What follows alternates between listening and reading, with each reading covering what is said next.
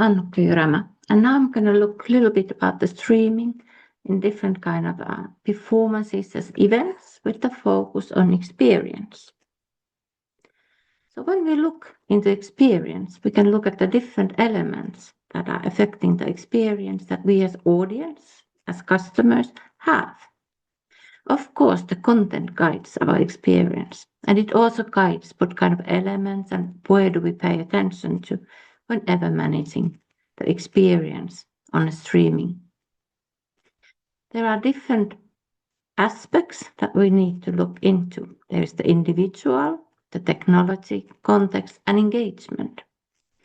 Individuals all come to the streaming event with their own background, their own previous experiences and expectations.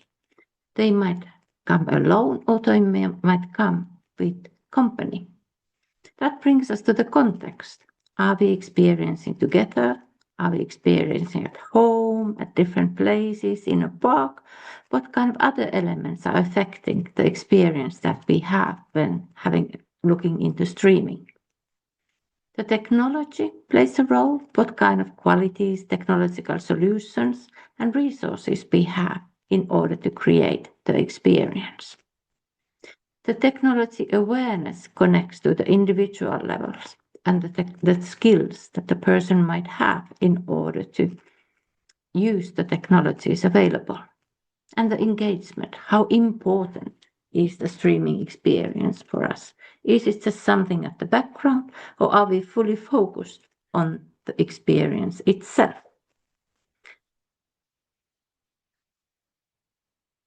Next, we will look into these elements with some examples, what kind of experiences we might have. Depending on what we look for, we might have multiple genres, multiple contexts that always guide the experience itself, but it also guides our solutions and our aims, the management side of creating a streaming experience. Our resources guide the multiple technical aspects. Are we only having us, or do we have a full professional studio at the background? And what kind of audience we have, who are our target groups, and what kind of aims we have with our different streaming content. So the content is the starting point, and then we select the different target groups, different technological solutions, as well as how to build in engagement. In different genres, in different content requires different kind of methods and ways management for the experience. I will highlight these cases with couple of these aspects with couple of cases. The first case is Metropolitan Opera. Metropolitan Opera was one of the very first ones to start streaming their live performances globally, internationally. They engage us into an opera event. The aim of the Metropolitan Opera streaming is to create a like experience that the audiences on site are having. They aim to create as good quality as possible, and also like going away, having an event, going somewhere. So the opera streams are usually presented at cinemas, where the quality of the presentation can be high as well, where we are going somewhere where we are actually having an event that we wish to participate, rather than having it somewhere at the background. So they are aiming for as similar as possible experience for the online audiences as on the on-site audiences. So a true opera experience. In addition, for the online audiences, there is the insider view. They do have interviews, little bit of scenes behind the scenes, and different elements. For the actual event on site in different countries, when you go to the cinema for a Metropolitan Opera screening, you might have as close as an experience as possible They might be during the breaks, local cafes offering the intermission services. You might have friends or families, members joining you, or even meet other opera lovers, like you would do in a normal on-site opera event.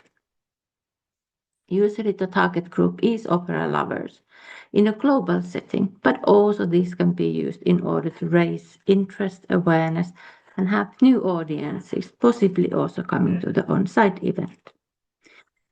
The Metropolitan Opera format has been adopted by some ballets, theaters, and so forth as a kind of creating a true experience, but online in a different setting, but as close as a on-site experience as possible. This kind of is a special opera evening or something like that. Of course, then the individual comes at the play. The technology is high, the organizing is aiming to build a true experience.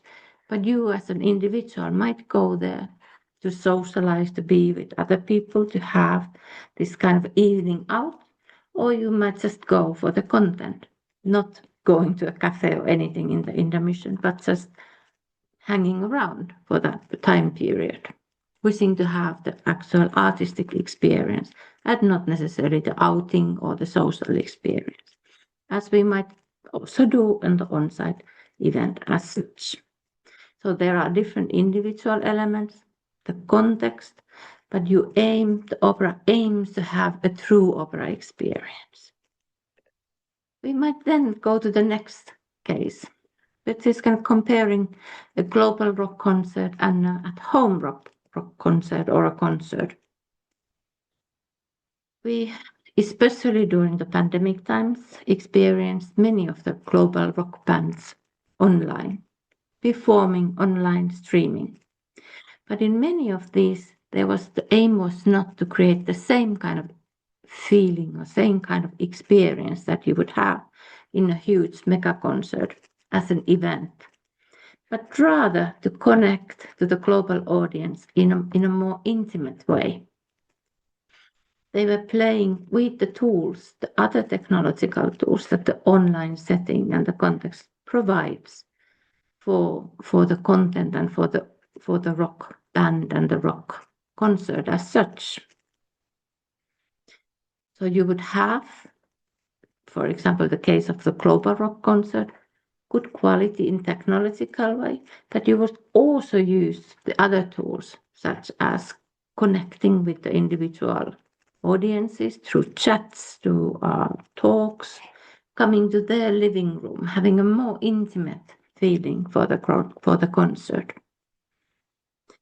So this was more of maintaining closeness and building even a better relationship with the band and the audience. So it was not to repeat or duplicate the rock concert experience, but to create something else. A rock concert, but at your home with the intimate relationship and means to communicate with the band, which are not available on an on-site context. When we compare this to the case of the home concert, this is then my band performing for some loyal customers or friends or aiming to reach new audiences. Often in these cases, you do not have high quality studio equipment. You might have your own phone or own tools to record, to stream. You use the normal YouTube, social media channels as platforms. And you aim, likewise, like in the global, build a relationship. So you co-create the streaming experience with the audience. You have a dialogue with them. You might have some audience on site, you have a dialogue with them, but you also aim to engage the online audience through dialogue, to building a relationship. Feeling that this is me as an artist and my friends. We are having a relationship with the band, we are having a dialogue, and we are kind of happy that the roughness of the experience, sometimes the lack in the technical quality, makes it even more approachable for the audience. To summarize a little bit here, so we build our streaming experience building on these elements. Who are the individuals that we wish to reach? What is the content that we have? And what kind of experience we wish to create? And what kind of tools, technological skills we have available? What are our resources? And building on those, we kind of decide what we wish to create. And sometimes it is good to kind of recognize that with the technological tools that you have, you aim for a more friendly, intimate relationship with the audience rather than duplicating an on-site, even bit more formal concert experience.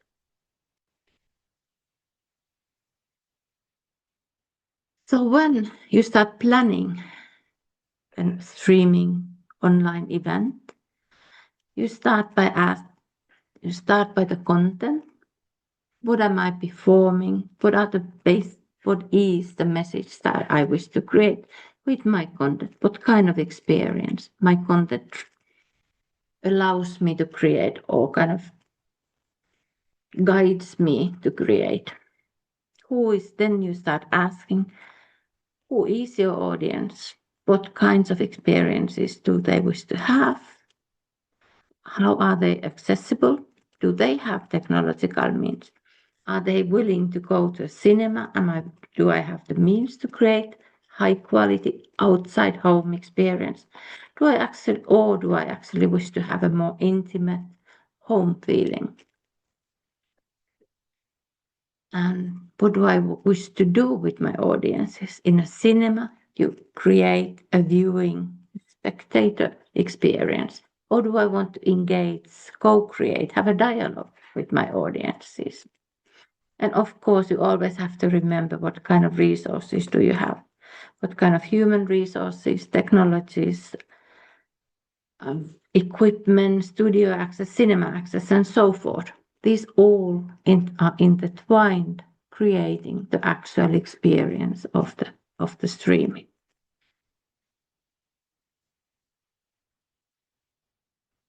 I will now move along to our third example, which is this kind of international on-site event.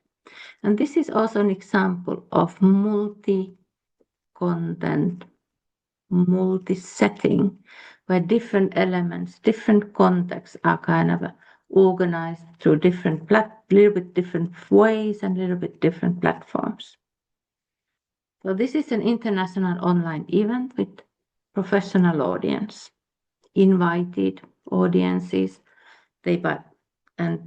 or people who buy a ticket, but targeted clearly for a professional target group. There will be keynote speakers, there are panels, there are company or organizational presentations, and some matchmaking possibilities. This is imitating, in a way, a trade fair, for example, but in a totally online setting, in a streamed context. In this case, it was a platform that was tailor-made for online events with this kind of like a trade fair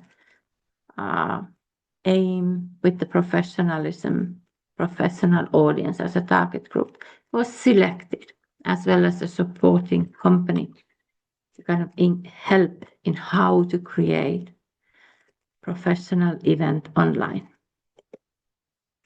Some of the challenges were that some of the keynote speakers that were invited had very high security requirements. The keynote speakers were brought to the studio in order to ensure the high quality of the presentations. There were some concerns for the technology, which then working with the professional studio helped at some places. However, due to the scarceness of the resources or the limited amount of them, some elements were then used with other type of platforms. For example, Zoom or Teams and so forth, that can be easily used in these kind of elements and be used without the studio quality. And there were different ways of engagement the audience. There were the possibilities of asking questions, having a monitor chat and so forth, but also direct dialogues with the smaller groups in a different context. You had the company organizational presentations. Some of them were pre-recorded, some could be a visit on live setting, or some could be a combination of pre-recorded elements and a direct talk with the audiences. So very multiple types of content and multiple ways of engaging with the audiences. In a way, this was really imitating the ways that we organize trade fairs on site, trying to capture all the kind of elements that we have there to the online setting. In this particular case, there were the organizers, the platform owner and the organizing company, and then the studio. And they all needed to kind of discover their respective roles. What are everybody's roles and responsibilities? So it does require quite high level of management from the content owner's side. So when we think about this kind of element or event, some of the quick questions are rather similar to any kind of streaming experience creation, that who is your audience, but also who are presenting. What kinds of experiences do they wish to have, and what kind of means and technological resources do they have and do you have? And how do you manage the accessibility and some kind of like a safety restrictions and concerns? What do you wish to actually do with your audience? In some parts, listening audience with questions is enough. Whereas in some, they might be more active, co-creating, having a direct dialogue. So what does that then bring you as ways of organizing, and what kind of sub-elements and tools and platforms you might need for these cases? What resources do you have? Do you have human resources, technologies, equipment? And whom to work with? What to do yourself and what to subcontract, and how to manage, like we already were saying, the roles and responsibilities. And of course, the content then is kind of deriving your choices, how to do it, which parts to put in the studio, which parts on more Zoom rooms that allow dialogue and so forth, which ones pre-recorded, which ones on-site, and so forth.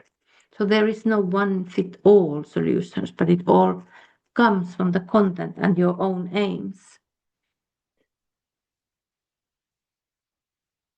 But in this particular case, the keynote was pre-recorded. It has safety requirements, but it was recorded or streamed from the keynote person's home, but with the studio quality equipment. You had the main content, the keynote speakers and panels in a studio, where there could be some visits from Zoom elements, and there was a moderator and possibility for asking questions through the chat. The partners of the companies, the organizations have their own space, platforms and Zoom. They could either present videos or live streaming or have a dialogue or combine all of these, depending on their own choices. And then you would have different side programs, pre-recorded pitches, and possibility to organize one-to-one meetings. In all this, the management of who does what, whose role is what, and to kind of organize that each partner gets the access to the platform and has the potential tools that they need available, of course requires quite a lot of management on and organizing from the top level, from the content owners. But all in all, this is not such a rare occasion to have this kind of like multiple formats, multiple contents in all put into one event that then creates a holistic experience for the participants, for the audiences. But now I will thank you, and I hope that these case examples have given you some insights on how to manage streaming from the perspective of creating different types and variety of experience.